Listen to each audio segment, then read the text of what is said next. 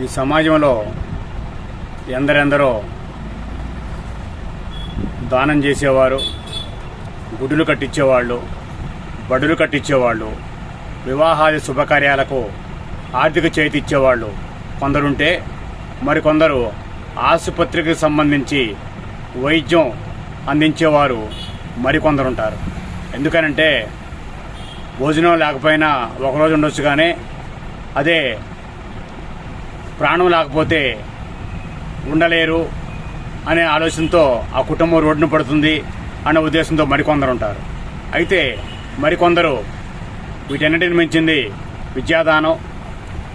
విద్య ఉంటే ఎక్కడికి వెళ్ళినైనా బతకగలడు, 64 కళల్లో ఒక కళ ఈ కళ అనే ఆలోచనతో చేసేవాళ్ళు కొందరుంటారు.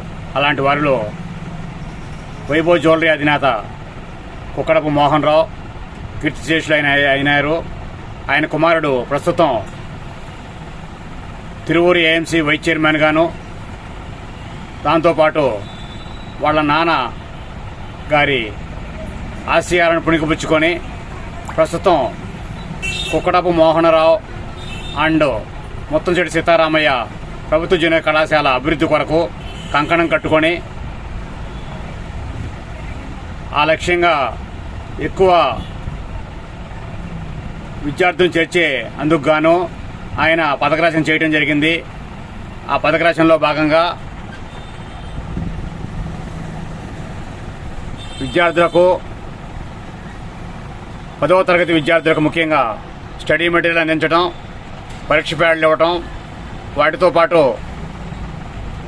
పెన్నులు ఇవన్నీ ఇచ్చటమే కాకోకుండా నెల నెల అసలు కళాశాల ఏ రకంగా ఉంది అనే ఆలోచన, వీటితో పాటు హాస్టల్ ఫెసిలిటీ కూడా తీసుకురావటం జరిగింది.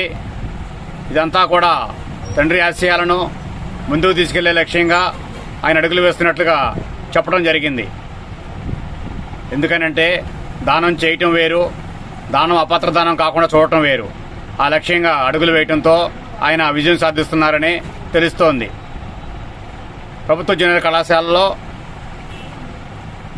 అన్ని గ్రూపులు ఉన్నాయని, హెచ్ఈసి, ఎంపీసీ, సిఈసి, బైపీసీ అన్నీ ఉన్నాయని, వీటితో పాటు అనుభవజ్ఞులైన ఉపాధ్యాయులు అంటే లెక్చరర్స్ 30 ఏళ్ళ అనుభవం ఉన్న వాళ్ళు కూడా ఉన్నారని, వీటితో పాటు ల్యాబ్లు సమృద్ధిగా అన్ని పరికరాలు ఉన్నాయని, హాస్టల్ ఫెసిలిటీ కూడా రావడంతో విద్యార్థులు ఆసక్తి చూపుతున్నారని ఆయన చెప్పడం జరిగింది.